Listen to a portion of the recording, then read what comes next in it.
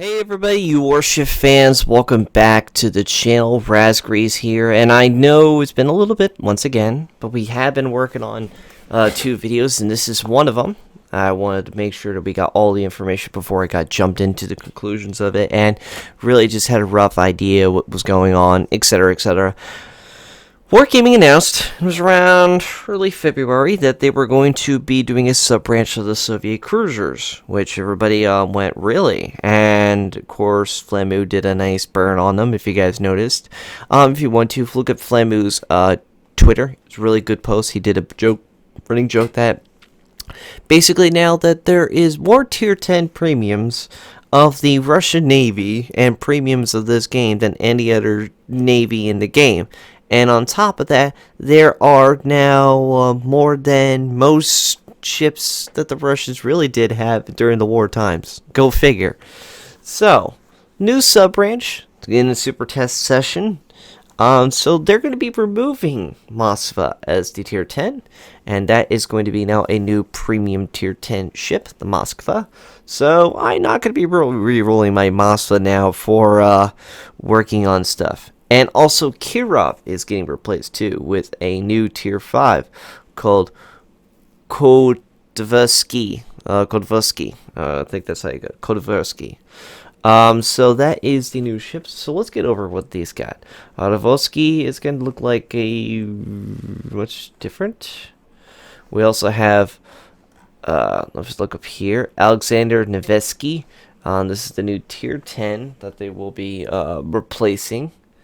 There are also going to be a Tier 8 Talon, Tier 9 Riga, and Tier 10 Petropavlovsk. Now, the main feature of the new cruisers is effective armor-piercing shells, high penetration, that have high penetration against cruisers, good ballistics, and short arming threshold.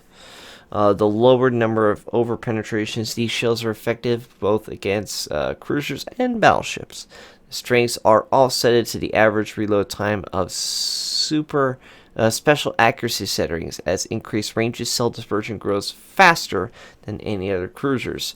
Access to surveillance radar consumable will make most of it effective at medium ranges. So, yeah. So that was the thing. And, well, we got the full details now on the 10th of some of these. The features of these, first things first. Updated hull geometry visible for the cruisers Budyonny, Shores, Dmitry Donskoy, as well as their A and secondary composition. Dmitry Donskoy's researchable B hull will no longer be available for you guys. So it's going to be A and a C, no longer B. The features of the Soviet heavy cruisers: effective armor-piercing shells, the higher in penetration cruisers, good ballistics, and short fuse time of 0.022 seconds, which is lower numbers of over-penetrations. These shells have improved ricochet angles. It is possible starting at 55 and guaranteed from 65 degrees, guys. So this is going to start getting that Dmitry ballistics. I hope you guys like more Dmitry shells. The strengths offset reload time, special accuracy. We read this before. A combination with the 12-kilometer radar. So, Tier 8 Talon. We're looking at, this is, folks, remember, this is preliminary and it can schedule to change. So, let's get into the stats. 4,500 HP with 25 millimeters of plating. 4 380mm guns. Firing range is 17.7 kilometers. Dispersion range is 155 meters. Sigma of 2. Maximum HE damage is 2,500. Chance of fire is 11. Initial velocity is 920 meters a second. Maximum AP, that's about the same. 4,550. That sounds about right. With the shell speed, about the same. So both speed are going to be the same. Reload 13.5 seconds. That's understandable. Rotation of the turrets, 22.5. I would buff that myself. Torpedo tubes, the typical short range you see on most of these suckers. Now, what's the AA? This is going to be when you get Lexingtons and other premiums and prizes. We got 8 quad 45 mils, 6 twin 100 mils. That's it. Really? I don't like that. I mean, Yeah, I don't like it. It's only got mid and short. And yes, the mid is in the short zone, but still, I don't like that, guys. That's the AA range of that just doesn't scream fantastic for a tier 8.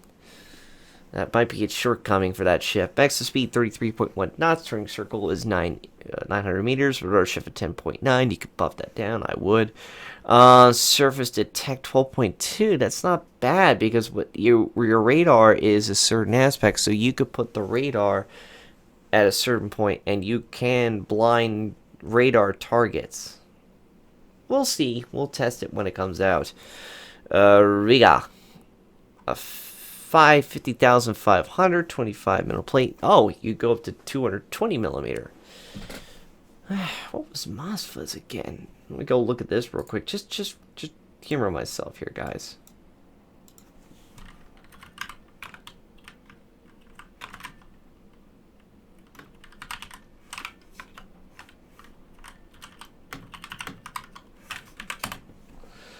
Give me a second here, just looking it up. Because we got 220 millimeter here. The question I have is, yeah, 220 again. So already by tier 9, we're going to have a cruiser that has the same shells as it once was. So I don't know, man. Project 66 was a project, and then this thing is something completely different. Firing range is up 18 kilometers now. Dispersions, oh wow, the Sigma is now 2.05, so now it's got even better Sigma at tier 9. Understandable for that range. The shell velocity is even faster at now 985, about the same for both. Shell damage has increased as well. Reload, though, has increased to 14 seconds, and the rotation of the turrets is taking a lot longer, 32.7. It's like a mini version of a battleship with these numbers. AA definitely looks like, guys, had above 12 twin 37s, 6 quad 37s, and 6 twin 130s. Those are the dual purrs you see on a lot of the like Ognivoys and a lot of the Russian destroyers, so that's understandable. That's a lot better. And there's your heal finally. You don't get it until tier 9. You don't get it in tier 8 anymore. If you look back, no heal. So tier 9 you only get the heal. Now what's Petropavlovsk? Well, it's the same guns. Faster shell velocity. Better Sigma. Now it's 2. Let me see up here. It was 2.05. Nope, same Sigma. Little slight better range, about the same dispersion. Reload is a little better by 1 second. Rotation's about the same. So we got better shell damage, slightly better dispersion, better range. I don't know, man. And let's see, AA 6 twin 130s and 6 quad 57s again. See, that's just troublesome to me. You only have a certain amount of sweep. At least in the tier 9, you got a bunch. Maximum speed's 32.5 knots. Turning circle 990. Bigger ship, bigger turn. I don't know. That just looks like trouble, but we'll see how the armor's going to be, because it did say 25, but I'm wondering if it's going to have that 50 millimeter bow like the Mosfa has, because that's what really makes Mosfa so incredibly powerful and means the difference between it being good and really annoying. Petropavlovsk will take place of Kirov. It's a Soviet light cruiser branch. This ship was the earliest stage of testing, so our concept was still under development and characteristics will change. So it's basically a test ship that the Russians were working on for the light cruiser department and never really came to fruition. 25,700 with 4 twin 152s, 13 millimeters of plating. 2 Sigma, range is 15.8 with a dispersion of 142 meters. About the right shell damage, rotation, to reload. It's not too bad for a ship. Torpedoes 8 kilometers. It's not too bad. And yay, ugh. It's okay, but it's not terrible. And finally, the Tier 9. So this is going to be the replacement for the Moss on the light cruiser department, because they're going to make a light and a heavy again. This is going to have torpedoes this round, 180 millimeter guns. So we got 50,900 HP, plating at 25. Main batters are 4 twin 180 millimeters. Range is 19 kilometers. Dispersion range is 164 with Sigma 2. So let's... Oh boy. Okay, so let's go do these numbers real quick, guys, and let this go through your heads. First, the shell velocity. Faster than the heavier shell ships. They were like 980 something. These shells go 1,000 meters a second. Have a HE shell damage of 2,500 and AP of 4,400, 500.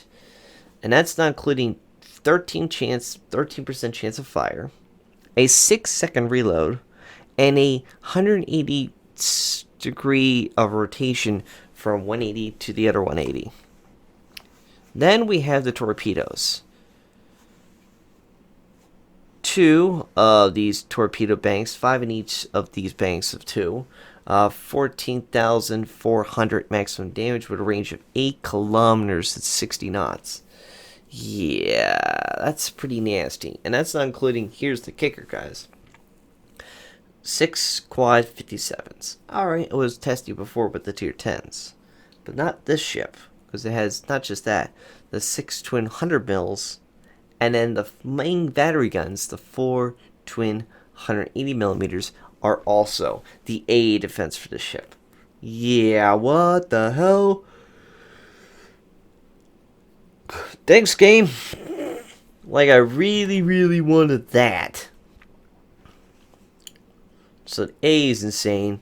Rudder shift is okay. Could be buffed a lot more. Speed, it is 36 knots. It's pretty quick. And detectability could be a lot better. 13.3. If we could buff that down quite a bit, we could probably see the ship doing a very, very bigger version of the Smolensk, replacing everybody on the main line. Hydro or IFHE, damage control, surveillance radar, and a repair party. Now, here's another ship that was in the works. This is a premium. Mikoyan. There we go. Equipped with 180 millimeter guns, Mikoyan was the following concept of the Soviet heavy cruisers that have effective armor-piercing shells, but relatively long reload time and special accuracy settings. This ship is at the early stages of testing, so her concept is still under development, and the characters will change.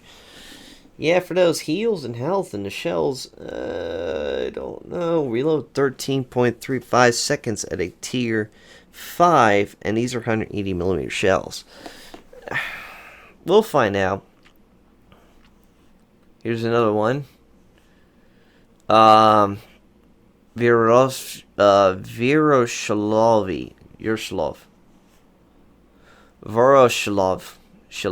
There we go.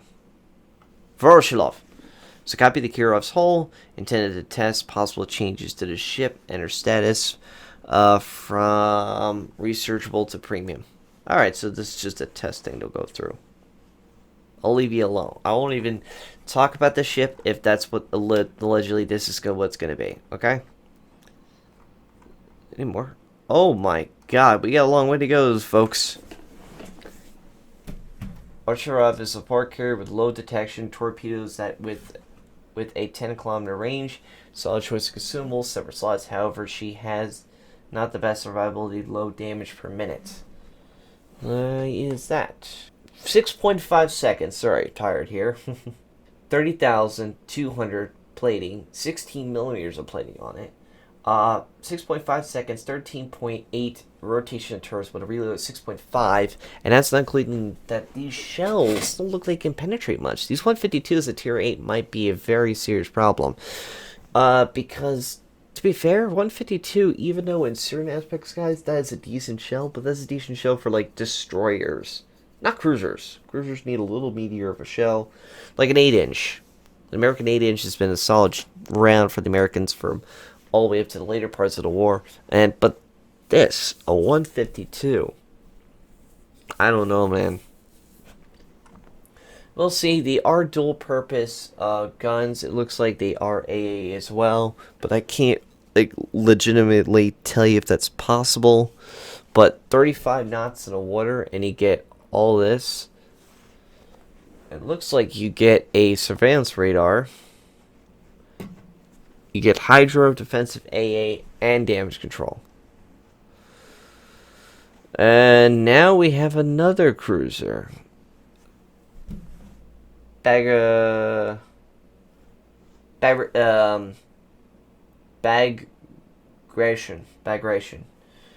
So it's a hybrid ship, it looks like, guys. It's an HE and effective for AP.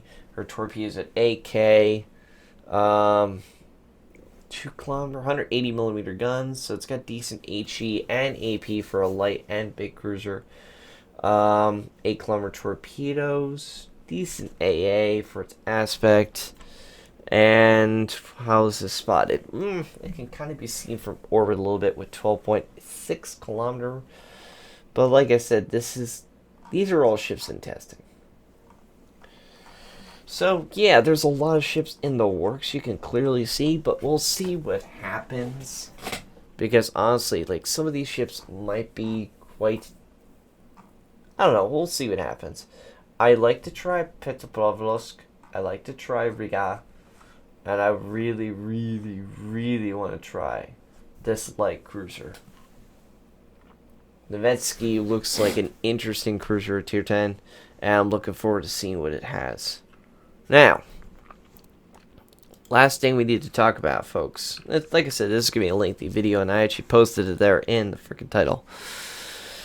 They're still testing the inertia fuse high explosive skill. So this is it. The main goal to achieve with these changes. So follow along, folks. You ready? And here we go. Direction between cruisers as the same tier should be obvious. For example, cruisers with HE shells with a caliber of 152 to 155 should penetrate the armor of cruisers of the same tier without additional conditions. This will make the gameplay for certain cruisers more comfortable to make inertia fused high explosive HE skills normal or a skill optional for them.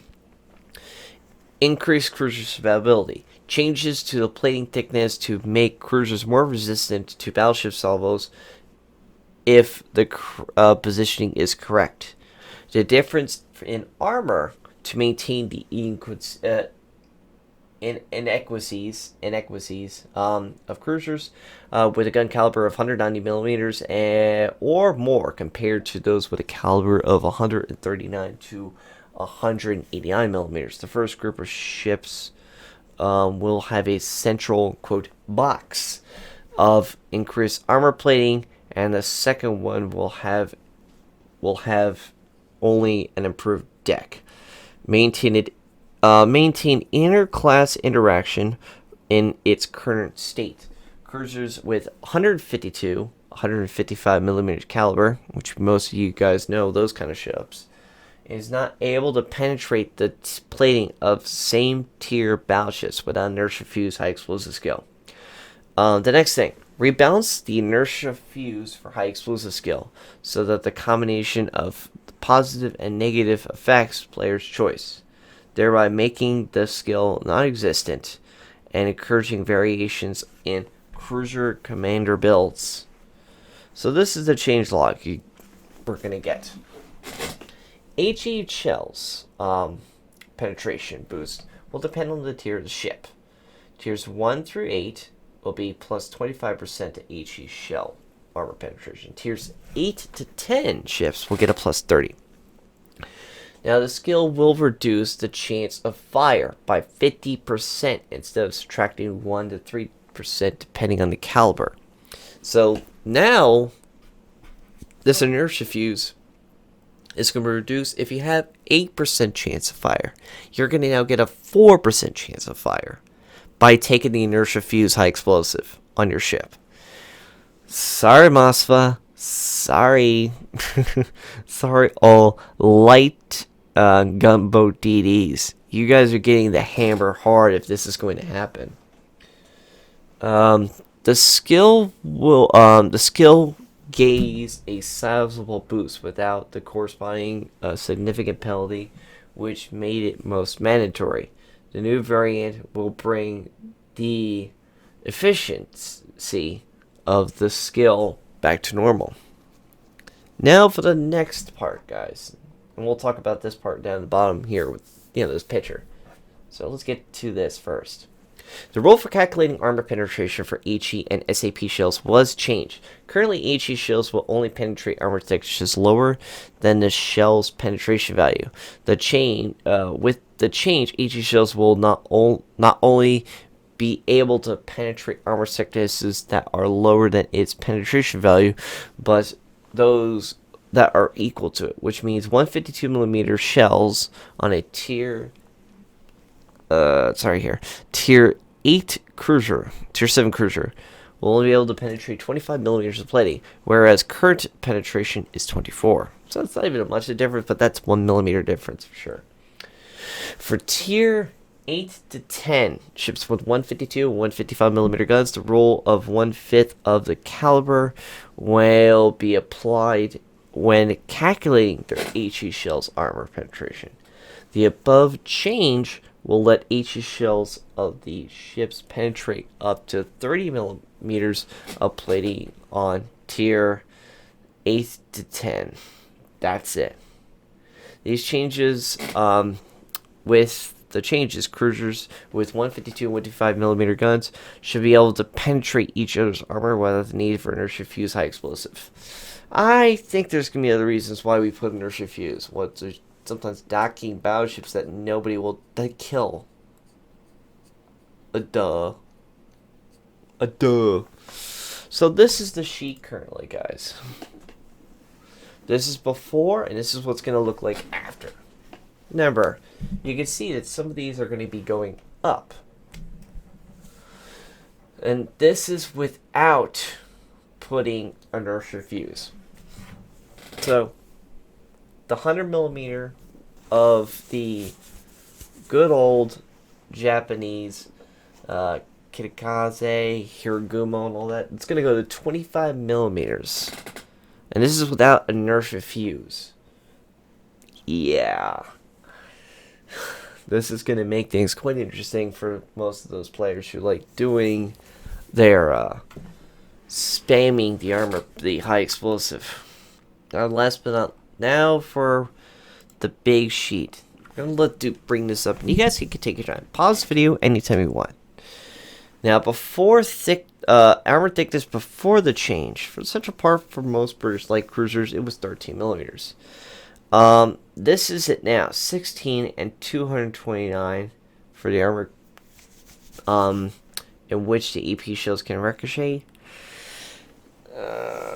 Like I said, this is a nightmare. But you can see, if you're looking at this, guys, cruisers Cesare, Albermare, and Drake, tier 8, 9, and 5. 8, 9, and 10. That's now, before and after, is the difference between the ricochets running AP. And you can see now it's a bigger number. Because you can see the plating now, folks. They're upgrading just the central part of most of these cruisers. This is allowing this ricochet, which is the kiting ability to bounce the armor-piercing shell, is now increasing. Because mathematically, since they have it that way, it's going to make it harder for us to actually shoot a ship that's kiting away. They're going to have to literally get broadside or get a good sheet to hit them pretty hard. So this is going to make things a lot more interesting for the battleship players and the cruisers who actually want to go and get some good hits on other cruisers that's coming into them or going to possibly attack them. We'll see what happens. Detail values and thicknesses, yeah, they're down below. Due to the change of the rule for calculating armor-piercing shells of all the HE and SAP shells, the plating for tier 6 through 7 battleships is changed from 20 to 26 millimeters so that inter-class interactions remains unchanged. Please note the table shows the minimum plating for thickness for tiers. But that's pretty much it, guys. So we're getting a new inertial highest fuse explosive coming in. They're going to probably discuss it more when it actually officially comes out. But this is preliminary work so far. We have Russian heavy and light cruiser split coming up. From what we are hearing, I think it was here. No, it wasn't here. But from what I was hearing, everyone, is this might happen after the European testing stuff, because that's going to give them plenty of time to test these things. European destroyers should be coming out pretty soon, but we still got the British cruisers in the works. After that, the European ones are going to get wrapped up and finished up. Once they are finished for their testing, then they can start their early throwouts like they did last time with all the other lines recently. And then last but not least is the Soviet split. So there's a lot of things coming out already, World Warships, within 2 months. Yeah, and we're barely into the new year. I mean, it's February, and we're already gotten a split, a new line, and another split. Yeah, it's going to be an interesting 2020. So write in the comments down below, what do you think of the new split? Do you like it? Do you like some of the ships? Do you hate that we're getting too many Russians? Hell, also on that, what did you guys think of the inertia fuse plating and all the characteristics preliminary in the works? Do you think it's a good move, or do you just want sick of everybody burning you alive? Write in the comments down below. As always, take care, and I hope to see you all on the high seas.